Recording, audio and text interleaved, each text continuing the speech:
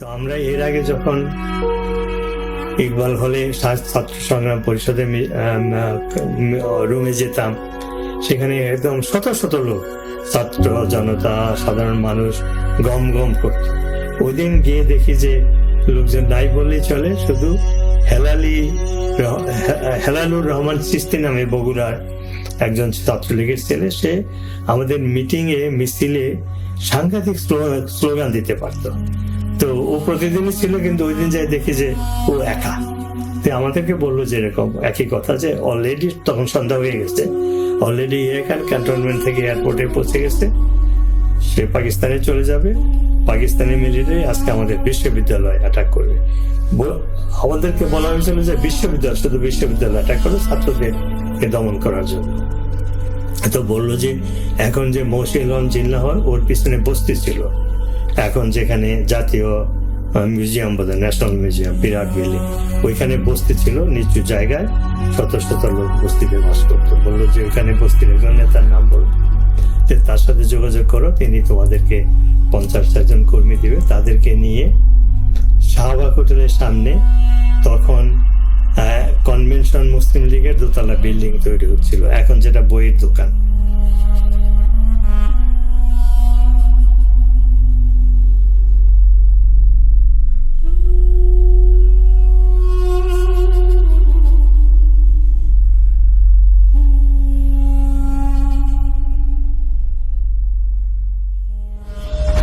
এইখানে ব্যারিকেড তৈরি করা শুরু করলাম।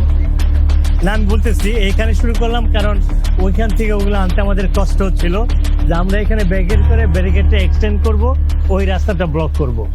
তা আমরা যখন 11:30 পৌনে 12টার দিকে কাজ করতেছিলাম, তখন আমি একটু টায়ার্ড হয়ে ফুটপাতে দাঁড়িয়ে একদম নিচ্ছিলাম।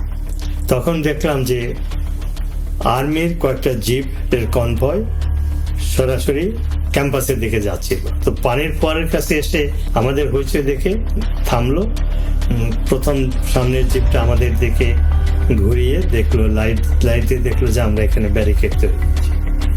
তারপরে সে লাইট অফ করে দিল। তো অন্য জিপগুলা তখন আমাদের দিকে পজিশন নিয়ে আবার লাইট অন করে গুলি করলো। এবং সেই দিনই পাকিস্তানিদের যে গণহত্যা শুরু হয়েছিল, arguably we faced the first bullets of Pakistani genocide. এমন কিছু উপাদান তার বইতে আছে যা আমাদের ইতিহাসে লেখা হয়নি, অত্যন্ত গুরুত্বপূর্ণ উপাদান। যেমন 25শে মার্চ রাত্রে 11টার দিকে, কিন্তু তারও আগে থাকতে, তখন তিনি ফজলুল হক হলে আছেন।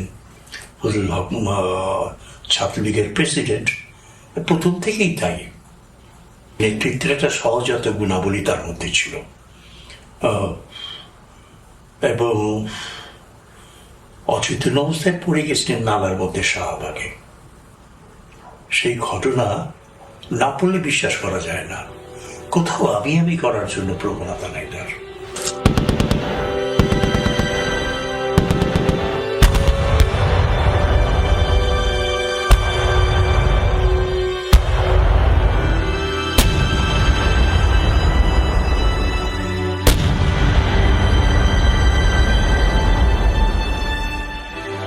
ঐতিহাসিক যে ছবি আমরা দেখতে পাই, কুখ্যাত পাকিস্তানিদের ভিকটিম, সেই ঠেলাগাড়ির উপরে মৃতদেহ, রিক্সার উপরে মৃতদেহ, এগুলো দেখে সাংঘাতিকভাবে স্তম্ভিত হয়ে গেলাম, ভয় পেয়ে গেলাম। ওইটা দেখার পরে ইকবাল হলের দিকে পা বাড়ালাম। ইকবাল হলের পাশে যে বস্তি ছিল, বস্তির উপরে ছাই হয়ে গেছে। ওইটা পাশ কাটিয়ে ইকবাল হলের ভিতরে যখন প্রবেশ করলাম, দেখি লনের ভিতরে কয়েকটি বডি সারি সারিভাবে সাজানো রয়েছে। তো মনে হলো যে অন্য কোথাও তাদেরকে হত্যা করে লনে রাখা হয়েছে, আমাদেরকে দেখিয়ে ভয় পাওয়ানোর জন্য। লাশগুলোর কাছে এসে স্তম্ভিত হয়ে গেলাম, বাকরুদ্ধ হয়ে গেলাম।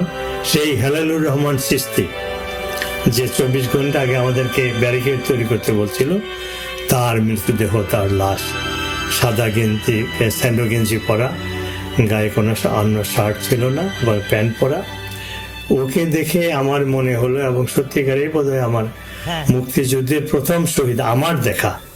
এই জায়গায় নাকি লাশ ছিল অনেক লাশ। হ্যাঁ, সাতটা লাশ এত দূরে ছিল না, ওটা ওই তাহলে ওটার উপর পাকিস্তানিরা লাগলো।